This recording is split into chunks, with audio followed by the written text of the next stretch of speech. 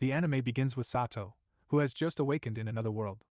There, he is found by a girl who thinks he is a drop from the enemy she just killed.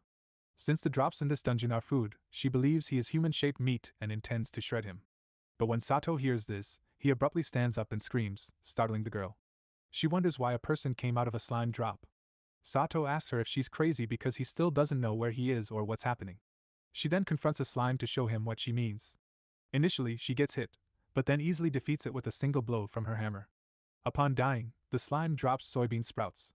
She explains they are in the first underground floor of a dungeon called Tellulu, and slimes in this area always drop soybean sprouts. She considers it common sense, but obviously not for Sato. Sato asks if they are in Japan or on planet Earth, but she doesn't even know these words. After watching her kill slimes for a while, Sato asks why she doesn't face something else. She replies that on the first floor of this dungeon, there are only slimes, and she's still too weak to go down to the next floor. However, she might be able to do it if she levels up. Sato asks if levels exist in this world, and she takes him to see a device called the Now board. When she places her hand on the device, her attributes are displayed. She is level 3, her maximum level is 40, and her strongest attribute is her health points. To Sato, this seems very similar to a video game, but there's also a second page with drop attributes. The higher the rank, the more material is obtained from killing enemies. Her best drop rate is in plants, which is why she collects soybean sprouts in Tellulu.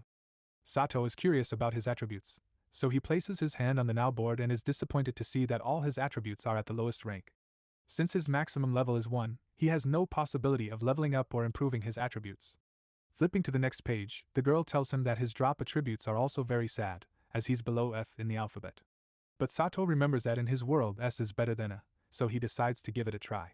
He looks around for a weapon but finds nothing. The girl lends him her hammer, but it's so heavy that it almost breaks his arm. She apologizes and gives him a more suitable weapon for his strength, a sharpened bamboo cane. Now armed with the cane, he can face the slimes, and after missing a few blows, he finally manages to pierce the slime with the lance. As expected, upon dying, it drops soybean sprouts, but the amount is very high. She says she has been in Tellula for 2 years and has never seen anyone get that amount. Taking advantage of the amount obtained, she prepares food for both of them. After the first bite, Sato begins to cry.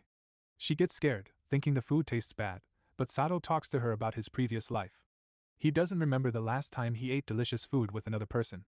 All his meals were cold dishes from the supermarket and energy drinks. His lifestyle led him to end up in the hospital, and upon leaving, he wanted to make up for lost time. This led him to work excessively until he fell asleep and woke up inside a slime. He mentions that he never received any reward for any of his efforts. She hugs him to comfort him and tells him that every effort has its reward, whether it comes late or early. Whoever makes an effort will always have a reward in the end.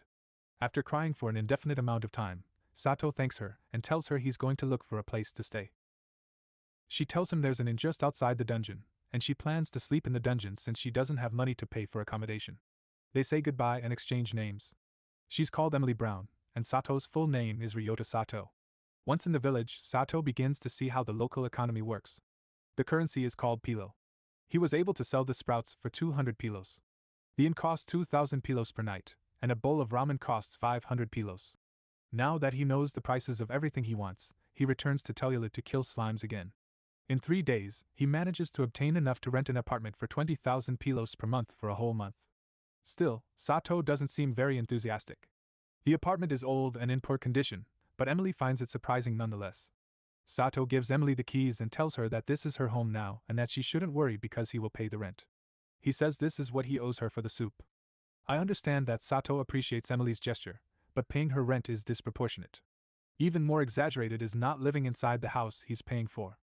Fortunately, Emily tells him she will prepare soup for him and will make it every day. Sato asks her if she's inviting him to live with her. This is a pleasant surprise for him, although I don't understand why he reacts like this if he's paying for the house, anyway. Later, Sato goes to sell the soybean sprouts as usual, and the cashier tells him about a new dungeon called Nihonium that recently appeared. This dungeon is being investigated by the Neptune family to find out what the drop is. Sato doesn't know who the Neptune family is. The cashier finds it strange that Sato doesn't know them and explains that they are the most powerful organization in all of Sekiro. He apologizes for holding up the line and says it's better to leave, but since this is an average quality isekai and there can't be a woman who doesn't fall in love with the protagonist, she invites him to have a drink for no apparent reason. By the way, Sato rejects her, telling her he can't today. It's already night, and Sato returns home without knowing what to say since he hasn't had someone waiting for him at home for a long time. Fortunately, Emily gives him a warm welcome. Besides, the apartment is unrecognizable. She left it like new. That's not all, she also prepared a warm towel and tea. He asks her if she knows anything about the Nihonium dungeon. Emily says that according to rumors, there's no drop in the dungeon, and it's totally useless. Sato decides to go investigate. The place is empty, confirming that there are no drops. Suddenly, a skeleton attacks him, breaking a pillar behind Sato. He tries to defend himself with his bamboo lance, but it's useless. Luckily, this time, the rock pillar behind the skeleton falls, allowing him to finish it off. To his surprise, despite the rumors, there's a drop, a seed that disappears when he tries to grab it. At that moment, a voice is heard saying that Sato's health points increased by 1 point. Upon returning to a now board, he confirms that indeed his health points have risen and are now at rank C, even though he remains at level 1. Sato and Emily begin to investigate and manage to discover several things. Skeletons don't drop seeds if Emily defeats them. If Sato defeats them, she still can't pick up the seeds. And only Sato hears the voice saying that his health points increased. A few days later, while eating, Sato mentions that after fighting hard in Nihonium and collecting seeds, his health points finally reached rank S, and he's ready to go to the second floor of Tellulu. Emily tells him to be careful because she doesn't want him to overwork. Sato remembers his past life and appreciates having someone who cares for him, promising to always return before nightfall. On the second floor of Tellulu, a slime hits Sato, but since his health points are rank S, it doesn't hurt him at all. Upon killing it, it drops a carrot, which is the drop for slimes on the second floor of Tellulu. Suddenly, a rabbit girl appears behind him. She tells him she hates low-level people and hits him on the head, surprised that her blow doesn't hurt him. Later, before eating, the girl appears at Sato and Emily's door and hits him on the head again, saying she hates low-level people. But then her expression changes, and she tells him she loves him, although apparently she's saying it to the carrot Emily is holding. With this, Chapter 1 concludes. Chapter 2 begins with Emily asking Sato who that girl is. Let's hope this doesn't result in marital problems. The rabbit girl hits Sato on the head, but she's intrigued that her attack had no effect. She then grabs a poor random guy and destroys him with a single blow, saying she did the same to Sato but it didn't affect him, and wonders how that's possible if he's only level 1. Sato responds that he doesn't know but internally thinks it's obviously because of his rank as health points. Still, they don't understand what she's doing in their house, so she shows him a carrot that fell to him on the second floor of Tellulu. She had never seen such large and perfect carrots, and comes to ask for more. Sato isn't convinced to let her in, but Emily invites her to eat. The next scene is Emily cooking, but you're on an anime channel, not a cooking channel, so next. In the next scene, the three of them are eating, and the rabbit girl treats Emily like a goddess for her cooking skills. She leaves, saying she'll come back another day, while Emily and Sato talk about how they used to eat alone and both appreciate each other's company. The next day, on the second underground floor of Nihonium, the dungeon that only serves Sato because of his rank S drop rate, Sato is talking to himself, saying he needs to be stronger to protect his happy new life. Suddenly, a zombie appears.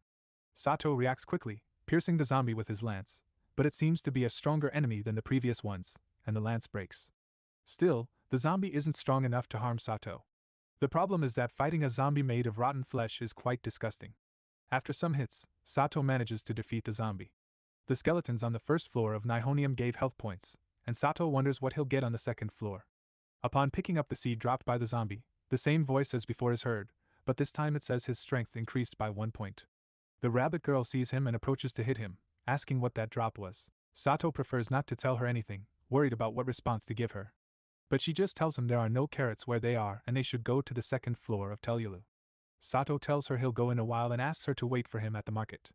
She accepts happily, and Sato continues to gather strength points, but this is not shown in the anime. In the next scene, Sato is carrying carrots. He internally notes that now that his strength has increased from F to D, it's much easier for him to kill the slimes, and thanks to that, he obtained more carrots. As he approaches the rabbit girl, everyone murmurs that he's crazy and she's going to kill him. Urza approaches him, concerned, asking if they are friends. Sato tells her he rather considers her a pet. This surprises everyone present. Then Urza says that from now on, she'll buy the carrots at double the price and explains that the rabbit girl is actually a dangerous adventurer named Eve, capable of even splitting a rock with her Excalibur strike. They say that if you don't give her a carrot, or if you give her one but it's of poor quality, she'll knock you out with a single blow. That's why she wants to buy carrots from Sato. If it's known that they are to Eve's liking, adventurers will buy them to avoid being attacked by her if they encounter her. Additionally, only Sato can get those carrots thanks to his rank S drop rate. Thanks to the situation, Sato managed to sell the carrots for 15,000 pilos, which amounts to 450,000 pilos per month. Despite having just eaten, Eve continues to insist on more carrots. So, she tries to hit him again, But this time Sato stops her, telling her he promised Emily he'd arrive before dark. This surprises the adventurers again. Days later, while Sato and Emily obtain carrots on the second floor of Telulu, Sato encounters some adventurers unable to kill a slime. But a very strange old man kills it and tells them they must continue. They want to rest and have been without sleep for 2 days, but the old man tells them they are naive and does this for their own good. If they give up, they'll remain weak. To Sato, this reminds him of one of his bosses who gave them impossible tasks under the pretext that it was for their own good. The protagonists decide to eat and rest for a while. Eve arrives to eat Emily's food, who had prepared a carrot pudding for her. Later, the old man from before sees them and tells his disciples never to be as lazy, as the drops from the lazy are the worst. Eve approaches the tired adventurers and tells them they must eat carrots, tossing them directly into their mouths. The old man tries to stop Eve but quickly realizes he's not at her level and prefers to retreat. The adventurers thank Eve and leave. After selling everything they obtained at the market, Sato tells Urza that they actually got a lot more quantity, but couldn't bring everything because there were too many. Urza recommends they buy a magic cart to increase their production. Upon arriving at the store where they sell carts, the man selling them recommends a specific one, but the only problem is that it costs 10 million pilos, while Sato's income is only 450,000 per month. A normal cart costs only 2 or 3 million, but they don't have monster detection systems like the more expensive one. They aren't convinced by any of the options, so the man offers them a prototype that is not yet available for public sale, with even more useful functions. Sato and Emily head back home, discussing how they need the cart if they want to increase their production, but they don't have the money. Then Sato tells her they must start saving. Suddenly, they hear people screaming. They are running and shouting to others that a stray has appeared. Sato asks what a stray is, and Emily tells him they are monsters that appear when a drop is left abandoned in dungeons. Maybe it's one of the carrots they couldn't take with them. Everyone runs, even the adventurers. Emily also adds that strays don't drop anything, so no one takes the risk of facing them because there's no reward anyway. Everyone manages to escape, but Urza falls, and the stray is about to strike her. Luckily, she is saved by Sato. Additionally, Eve and other adventurers come to help, but even attacking, they can't land a solid blow. So Sato asks them to try to keep it in place. The gorilla throws a giant rock to stop Sato, but Emily breaks the rock with a hammer blow. Eve and the others manage to immobilize the gorilla, allowing Sato to advance enough to headbutt it, followed by a powerful blow to the body, strong enough to defeat it. The townspeople thank him, and Sato is happy because in his previous life, he never could do anything for anyone. While investigating the area where the gorilla died, Sato spots a drop, even though strays were not supposed to have drops. This is the same as in Nihonium. Apparently, only those with an S-rank drop rate can obtain something in these situations, and the only one who meets this requirement is Sato. Chapter 3 begins by revealing the drop, a pistol and bullets. Sato says that a firearm shouldn't exist in the world they are in. In the next scene, Sato heads to try his new weapon against a zombie on the second floor of Nihonium, and it's expected that such a rare drop works extremely well. The only problem is that the bullets are limited, and he has no idea how to get more. But as long as he has bullets, he can quickly obtain seeds. Later, Sato and Emily go to eat on the second floor of Telulu.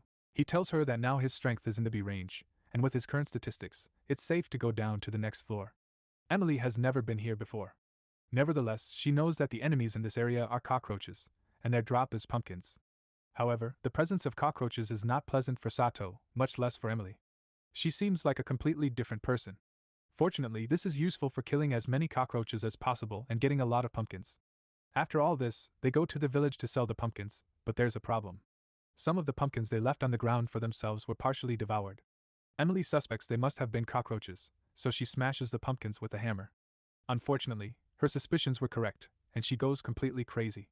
Sato tries to kill the cockroaches to calm Emily down, but he runs out of bullets, leaving him no choice but to kill them with his hands, even though it's disgusting, all while yelling at the cockroaches to give Emily back. After finishing with all the insects, Sato realizes they dropped bullets. Later, when they go to sell the pumpkins, Urza explains that if you leave a drop where there are no people, monsters will appear around it, just like the gorilla did before. Sato realizes this is something he can take advantage of, forcing the appearance of strays by leaving the drops alone, then killing them and getting bullets. As he thinks about this, Urza invites him to dinner at a local place, but he just thanks her and leaves, immediately leaving a carrot on the ground and waiting for monsters to appear. Out of context, I feel like this scene is a bit funny, a guy behind a tree looking at a carrot, waiting for something to happen. Suddenly, it seems like a stray is about to appear, but it's Eve. She doesn't plan on giving back the carrot, and Sato had to make 9 more attempts. Finally, on the 10th try, a slime appears, which Sato shoots immediately. Its drop is a bunch of bullets, so by doing this, he can obtain infinite ammunition. Again, supposedly, strays don't have drops, and this only works for Sato or for someone else apart from him with an S-rank drop rate. Chapter 4 begins with Sato attempting the same strategy with the monsters from Nihonium, curious about the type of drop he could obtain. However, there's an issue. Although his health points cannot increase further as they're already at the maximum, the seeds still vanish as soon as he grabs them, and he's unable to transport them out of the dungeon to generate strays. He tries kicking a skeleton out of the dungeon, but to no avail. Later, Urza explains that monsters vanish if they leave the dungeon. Seizing the moment, she remarks on the charming contrast between Sato's considerable adventuring talent and his lack of knowledge about many basic things known to most adventurers. Sato once again ignores her, thanking her as usual. She insults him as he departs. It seems an idea has struck him. The plan now is to quickly get the monster out of the dungeon and shoot it just before it disappears. According to Sato, if he kills it outside the dungeon, it should count as a stray. Suddenly, he hears the same voice as when his health or strength points increase, but this voice tells him he obtained freezing bullets. Sato decides to try them immediately, and the result is impressive, managing to freeze an entire large tree. With this, Sato has new ideas and tries to freeze a slime so that Emily can hit it. According to him, it's a frequent combination in video games and works in this world too. Still, Sato clarifies to Emily that those bullets are very difficult to obtain, so they should only use them in case of emergency. On their way back, they encounter two people arguing. In summary, it's a merchant whose cargo fell, ordering an adventurer to retrieve it. However, she refuses because besides being very difficult, the drops in the cargo could turn into strays, which is dangerous. According to the woman with violet hair, the cargo carries drops from strong monsters, and the strays would be very dangerous. So, it's best to burn it with magic as soon as possible. But the merchant says that inside there's a perfume that costs a fortune, and he invested a lot of money hiring adventurers to gather all that cargo. The old man tries to hit her but only ends up hitting the rocks. It seems the merchant has some power, but he's actually possessed by a monster called Femini, which has no body of its own and needs to possess others. Sato manages to free the merchant from possession with just a few bullets, and the woman with violet hair plans to sacrifice herself to gain time for Sato and Emily to go quickly to the city to gather an army. She also says that being the hired escort, this accident is her responsibility. This reminds Sato of a moment from his past life, where a coworker makes a mistake and to fix it, he'll have to work even without sleeping to fix that mistake on time. Sato offers to help, but his coworker doesn't accept it. This time, he won't allow the same thing to happen and loads his gun with freezing bullets to shoot at the cargo, freezing all the monsters there so Emily can destroy them all with a single hammer blow. The woman with violet hair thanks them, as she was saved from what could have been a big problem. Since Emily was the one who killed all those frozen monsters, her level increased a lot. Now she's level 20, and her strongest attribute is strength, which reached rank A. And here ends Chapter 3.